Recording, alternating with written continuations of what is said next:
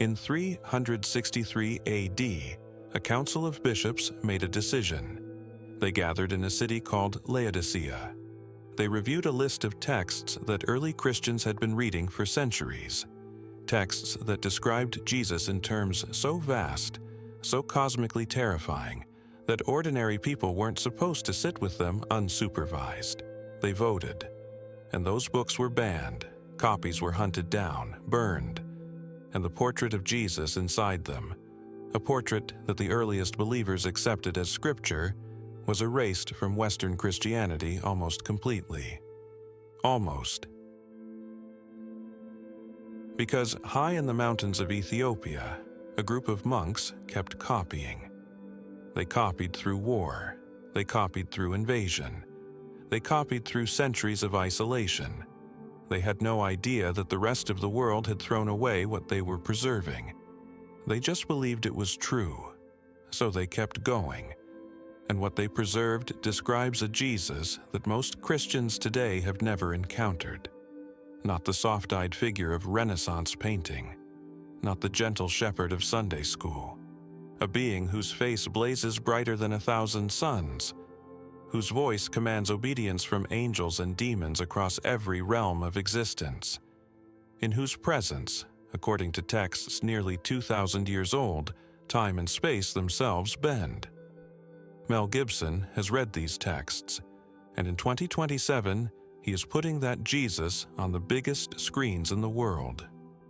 This is the story of what was buried, who kept it alive, and why it is about to change everything you think you know about this man. You have to start in 2004, because without 2004, nothing that comes next makes sense. Mel Gibson made a film that every studio in Hollywood refused to touch. He financed it himself, mortgaged his own future on it, shot the entire thing in Aramaic, Latin, and Hebrew, languages that hadn't been spoken in that context for 2,000 years. No concessions to commercial pressure, no softening of what the story actually contained. The Passion of the Christ grossed over $600 million worldwide. It became the highest-grossing R-rated film in American history, a record it held for nearly 20 years. The people who said it would ruin him were wrong. The people who said audiences didn't want unfiltered religious cinema were wrong. But Gibson never claimed the story was complete. From the beginning, he said publicly, The Passion only told the first half. It ended at the tomb. What happened next? What really happened, in every realm, not just in Jerusalem, that story had never been told. He spent the next 2 decades trying to tell it. In interviews over the years, he revealed he had developed 2 scripts. One was traditional, structured, close to what audiences would expect. The other, he said on the Joe Rogan Experience, was like an acid trip, a journey through multiple realms, through hell, through angelic hierarchies, across dimensions of reality that don't operate on human time. Most people heard that and assumed he was being dramatic. He wasn't. He was describing, almost word for word, what the Ethiopian Bible has always said happened. The Resurrection of the Christ. Part 1 is not a rumor. It is currently filming at Cinecittà Studios in Rome. $100 million budget. Lionsgate distribution. Part 1 on Good Friday, 2027. Part 2 on Ascension Day, 40 days later. Even the release calendar is a theological statement. The scripts are classified. At the American film market, international buyers were told they could not read them before committing to distribution deals. In an industry built on pitch decks and screeners, Gibson asked the most powerful buyers in global film to write checks based entirely on his reputation. Most of them did. What little Gibson has confirmed is this: the film begins before Bethlehem. It opens with the fall of the angels. It will move through realms that have no equivalent in any Western biblical film ever produced. The resurrection, Gibson has said, cannot be told as a single linear event because it did not happen in a single linear dimension. When you understand what the Ethiopian Bible says about the structure of creation, about the seven heavens, the descent of Christ through each one, the cosmic architecture of what the crucifixion and resurrection actually were, you stop wondering where Gibson got this vision. You start wondering how he found it before anyone told him where to look. Most people in the Western world have never heard of the Ethiopian Orthodox Tewahedo Church. That is the first thing worth fixing. It is one of the oldest Christian institutions on earth. Christianity arrived in Ethiopia in the 4th century, not as a colonial import, but as an organic continuation of the faith that had already spread south and east from Jerusalem. It was written down in Ge'ez, an ancient sacred language that predates Latin as a vehicle for Christian theology. It developed its own theological traditions independently of Rome, Constantinople, or any council that Rome later convened. When the Roman Empire began deciding what Christians were allowed to believe, and more importantly, allowed to read, Ethiopia was largely unreachable. Islamic expansion in the 7th century created a geographic wall that, entirely by accident, became a wall of preservation. The book Burnings and Doctrinal Purges of the West happened on the other side of a barrier that Ethiopian Christianity never had to cross. The result? The Ethiopian Bible contains up to 88 books, 22 more than the Catholic canon, and 44 more than most Protestant Bibles. It includes texts that Western councils explicitly banned. Among them, the Book of Enoch, the Book of Jubilees, the Ascension of Isaiah. All three describe Jesus in ways that the Western Church decided ordinary people should never read. All three have been sitting in Ethiopian monasteries, carefully copied and preserved for over 15 centuries. The Book of Enoch is not a fringe document. Fragments of it were found among the Dead Sea Scrolls, which means it was circulating widely among devout Jews in the centuries around the birth of Christianity. Early church fathers quoted it. The New Testament's own Epistle of Jude directly cites it as authoritative prophecy. This is a book that the earliest Christians read, trusted, and treated as revelation. Then, in 363 A.D., the Council of Laodicea banned it, ordered it removed, had copies destroyed, and for the next 17 centuries, most of the Western world never encountered what it said. Here is what it says. Enoch describes a figure he calls the Son of Man, the Chosen One, the Righteous Judge, and the description is nothing like the portraits that have hung in Western churches for 1,000 years. His head is white as wool. His face is filled with a grace so overwhelming it cannot be described in language. He sits at the center of a heavenly courtroom surrounded by rivers of fire. Angels, beings of incomprehensible power who have existed since before the foundations of the earth, kneel before him. His authority extends across every realm of existence, every dimension of reality, every age of time. Now open the book of Revelation, the one book that remained in the Western canon. Chapter 1, verses 14 through 16.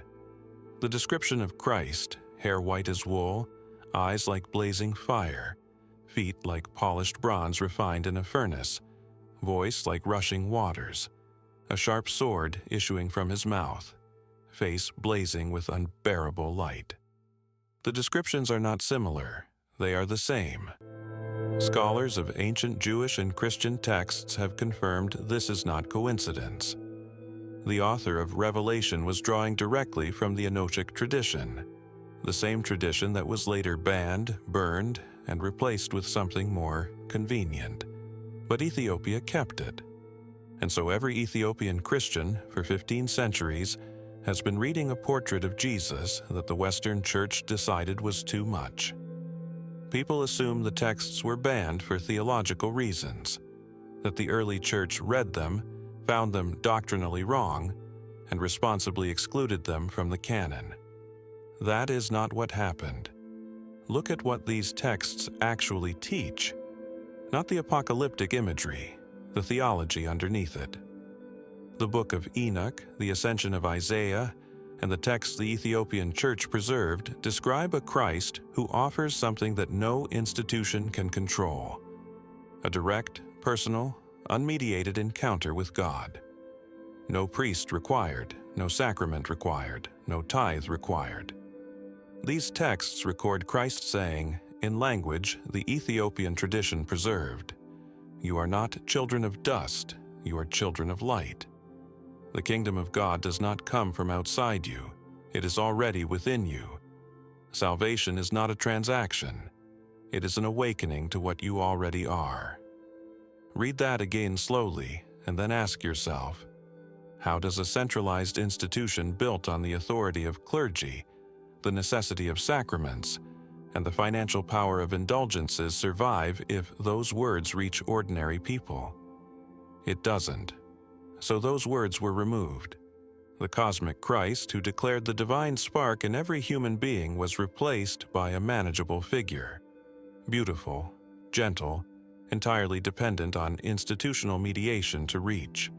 An icon, a painting, something that fit inside a frame.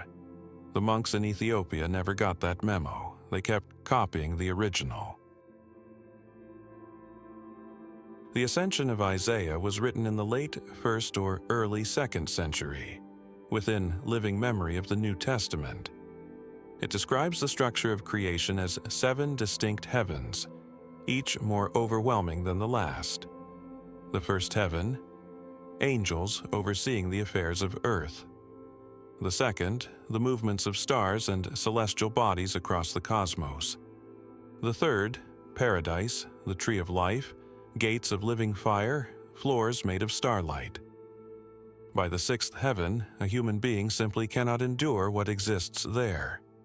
The 7th heaven, the supreme realm, no created being can survive in its full presence. And it is from the 7th heaven that the Beloved descends. But here is what the text describes in extraordinary detail. At every level of heaven, on his way down to earth, Christ deliberately veils himself. He dims his own radiance at each heaven so that the beings there perceive him as one of their own, an angel among angels, a celestial among celestials. Not because he is hiding in shame, because if he arrived at his full magnitude at any level of that descent, existence itself could not survive the encounter. He arrives in Bethlehem as a human infant. Every realm of creation watched the incarnation happen. Almost none of them knew what they were looking at. Only the Father and the Spirit understood what had entered that manger. Mel Gibson has said his film must begin in another realm entirely. He has said it opens with the fall of the angels. He has said the resurrection cannot follow a linear timeline because it is occurring across multiple dimensions of reality simultaneously. That is not a filmmaker being eccentric.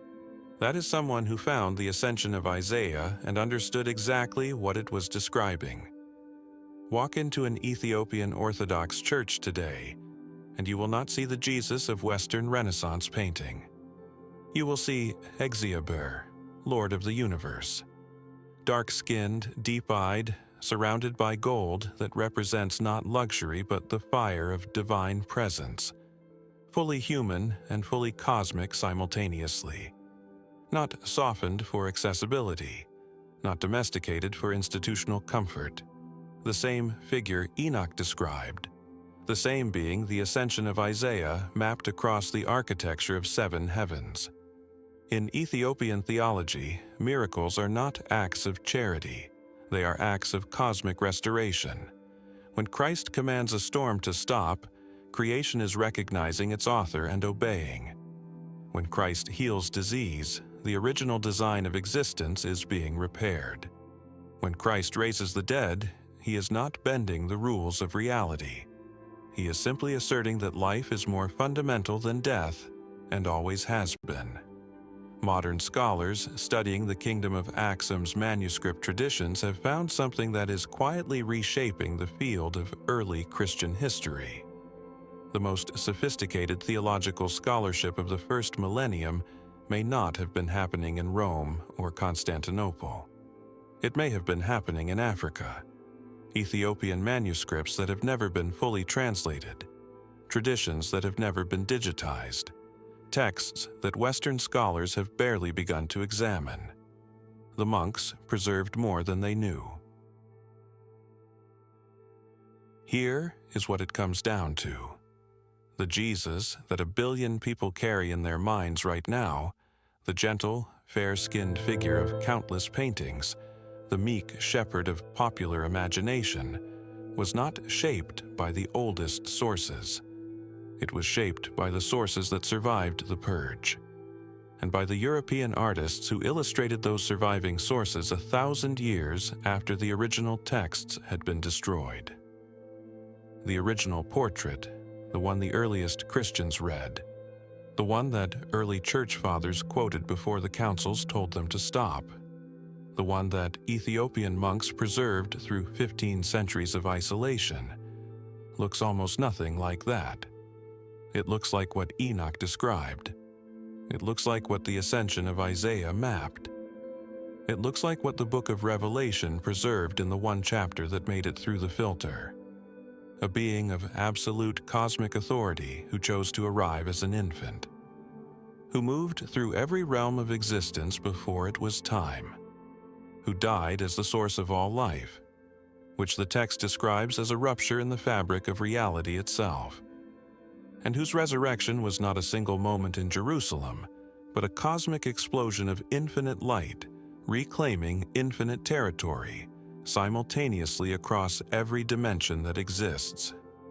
The resurrection of the Christ arrives in 2027 with a $100 million budget, and a director who has already proven once that he will tell the unfiltered version of this story regardless of what the industry thinks. If he executes what he has described, this will be the first time most of the world sees the cosmic Christ of Ethiopia and Enoch on the largest screen available. And once you see that, the painting on the church wall is never going to look complete again.